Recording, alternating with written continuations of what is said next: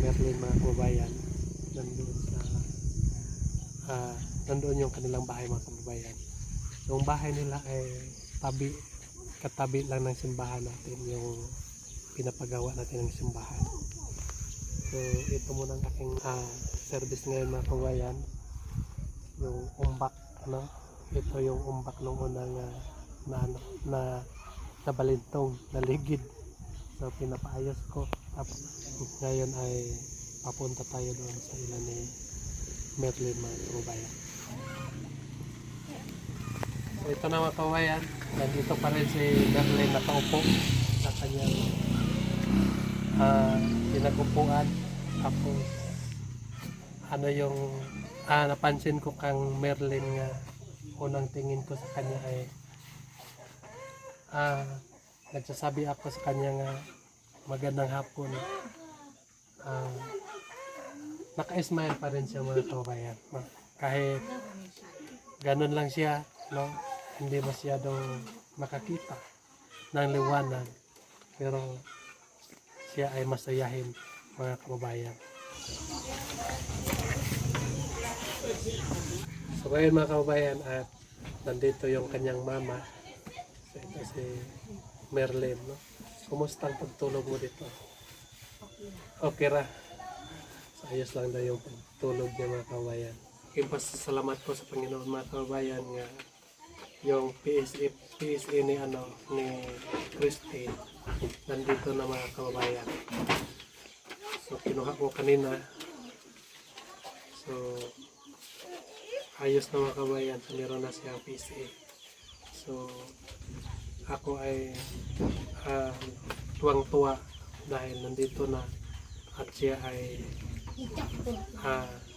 magpapatuloy na sa kanyang pag-aaral. So ngayon ay may maraming nagtatanong kung totoo ba nga hindi ka nababalik doon sa asintahan mo dati. Di na gid ka magbalik. So sure ka nga di na gid ka magbalik. So mga kababayan, kasi Merlin ay hindi na daw siya babalik doon sa kanyang kaipon ng unab. So dito ka na lang mag-stay para kasama mo yung mga mama mo, kapatid, di ba? So mas mabuti kung dito ka na lang tumira sa yung magulang kaysa doon katitira sa mga ibang tao, di ba? So ngayon ay sukunto, sabi ko na mo antado.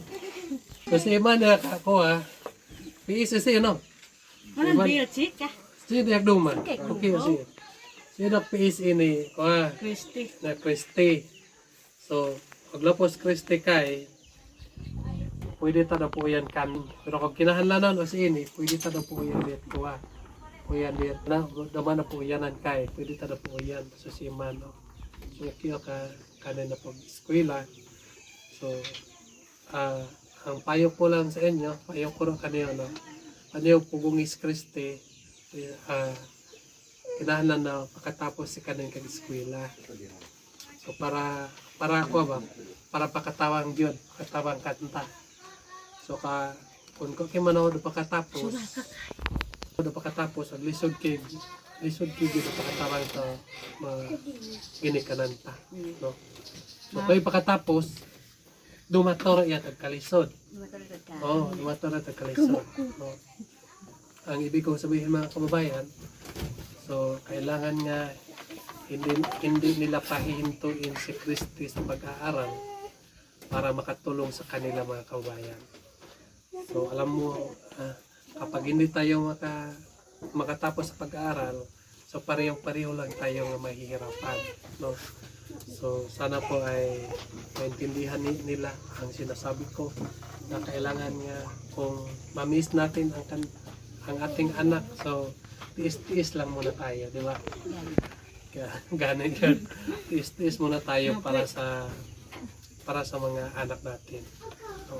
sikapin natin nga matapos ang kanilang pag-aaral habang may tao nga binigyan ng Diyos, binigyan ng Panginoon ng magandang kalooban para tulungan tayo sa pag-aaral ng ating mga anak, di ba? Kasi kapag tayo ang magpaaral sa ating mga anak, kung kita ay magpa-eskwela sa ating mga anak, wala tayo kaya. Labi na kung mukuhan na, college na atong mga anak, maglisod na tayo pa-eskwela. So, kinahalan nga, tiis-tiis lang kita para makakuman. At saka may nagpapadala dito, sabi nga, ibigay mo daw kay ibigay mo kay Merlin, no? So, kanina may nag-chat sa akin nga magpadala ako ng isang libo at ibibigay mo ito kay Merlin para makabili siya ng mga gusto niyang bilihin, no? Magbili siya ng mga bigas, no? Importante dito sa atin bigas, di ba? Tsaka yung mga sabon natin. Kapag wala tayong sabon ay nako, mababaho tayo, di ba? Tsaka yung mga shampoo, di ba? Anong gusto mong shampoo?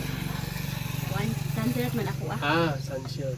So, magbili ka ng Sunshield sa binigay ko sa iyo. Ito ay galing ito sa mga sponsor natin. So, sabi niya ay huwag na lang daw banggitin ang kanyang pangalan. So, pag napanood mo itong video ay ito yung pira mo, nakuha ko na at ibigay ko na sa kanya ngayon. At maraming salamat sa mabuting kalooban mo nga handang tumulong sa mga katutubo dito sa Kabukiran.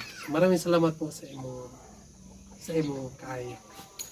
So, ito na yung pira mo. Ibigay ko sa iyo. Pwede mo matuon ko.